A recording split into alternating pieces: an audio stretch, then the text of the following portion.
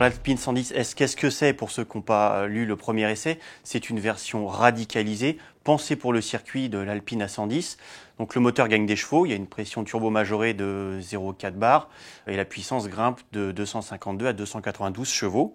Et en parallèle, le châssis est rabaissé de 4 mm, les pneus s'élargissent d'1 cm et on a d'office les gros freins qu'il y avait en option sur l'Alpine A110 classique.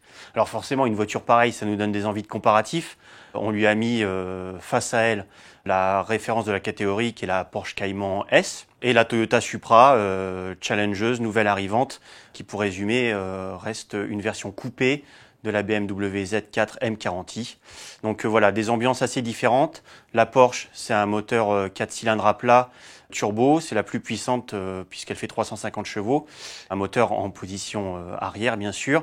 Chez Toyota, on a un 6 cylindres BMW, 340 chevaux, placé à l'avant. Alors qu'est-ce que ça donne ce match? Évidemment, on a fait quelques tours de circuit pour vérifier. On a même sorti le chrono pour déterminer laquelle est la plus efficace. Et l'Alpine, elle nous a fait quand même un très très bon résultat. On a été vraiment surpris. Elle a beau être moins puissante que les autres, elle suit le rythme. Pourquoi? Parce qu'elle fait entre 300 et 400 kg de moins que ses deux rivales. Donc elle suit le rythme sans problème en reprise. Elle est même plus alerte que la Porsche en sortie de virage qui, elle, est un petit peu à la peine à cause d'une transmission qui tire super long. C'est vrai que c'est malheureux, c'est un moteur qui marche d'enfer, qui est très péchu, celui de la Porsche. Parfois, dans les montées, surtout qu'à Montlhéry, il y a des grosses montées, on se retrouve à 4500, 5000 tours minute. Le moteur, il n'a pas encore tout son peps. Et donc, elle est un petit peu à la traîne. Et là, pour le coup, l'Alpine, qui a une boîte bien étagée, qui a un moteur rageur, elle grimpe sans problème. Puis la Toyota, on n'en parle pas parce que le moteur BMW, il déborde de couple dès 1500 tours, ça marche d'enfer.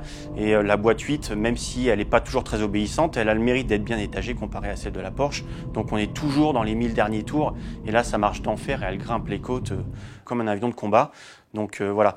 Le match était finalement assez serré, mais c'est l'Alpine qui est la plus rapide. Pourquoi? Parce qu'elle est vraiment plus légère à l'inscription.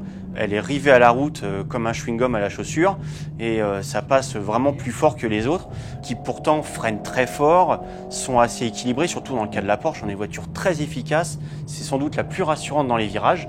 Elle est indécrottable cette voiture, elle a une tenue de route de dingue, mais l'Alpine reste plus légère et finalement elle arrive à passer devant. La Supra pour le coup, elle, c'est le rodéo total parce que voilà, moteur à l'avant, 340 chevaux à passer à l'arrière. La voiture est souvent déséquilibrée, notamment en entrée en virage. On a l'arrière qui vient comme ça, qu'attention, on déconnecte le SP, là c'est glissade assurée, donc ça va faire aux amateurs de drift. Finalement, avec cette voiture, on y va un peu en retenue. On se dit, oula, il s'agit de pas se mettre au tas, surtout à Montlhéry, il y a très peu de dégagement. On y va mollo, et finalement, elle fait un chrono, cette voiture, presque un tout petit peu plus rapide que la Cayman, parce que elle marche d'enfer, elle freine pas trop mal, mine de rien.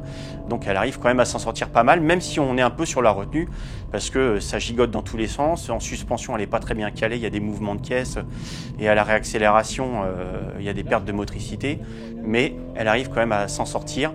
C'est un peu brouillon, mais elle s'en sort pas mal. L'Alpine, sans aucun doute, le meilleur rapport performance-prix, parce que déjà, comparé aux autres, elle a un petit moteur, elle est plus légère, elle consomme peu, donc du coup, elle échappe au gros malus. Il faut savoir qu'avec le nouveau malus 2020, la Porsche, elle chope le gros malus de 20 000 €. Donc là, ça la plombe direct. On frise les 100 000 €, voire on les dépasse si on veut des petites options sympas. Donc là, pour le coup, il n'y a même pas match finalement. Les voitures se comparent en termes de performance et d'efficacité, mais en termes de prix, on peut avoir le budget pour l'Alpine sans pour autant l'avoir pour la Porsche, parce que là, elle explose les compteurs. Et la Supra, elle chope quand même 10 000 € de malus. C'est pas terrible non plus pour elle. Le prix catalogue est plus raisonnable que celui de la Porsche. Elle est très bien équipée, donc elle peut encore tenter pas mal de monde. Mais là, pour le coup, en termes de tarifs, l'Alpine reste bien mieux placée que les autres. Et pour le résultat final du match, je vous invite à lire le journal parce que effectivement, l'efficacité sur circuit, les chronos, c'est une chose. La polyvalence, le confort, ces histoires de consommation et de prix, c'en est une autre. Et c'est ça qui déterminera notre classement final.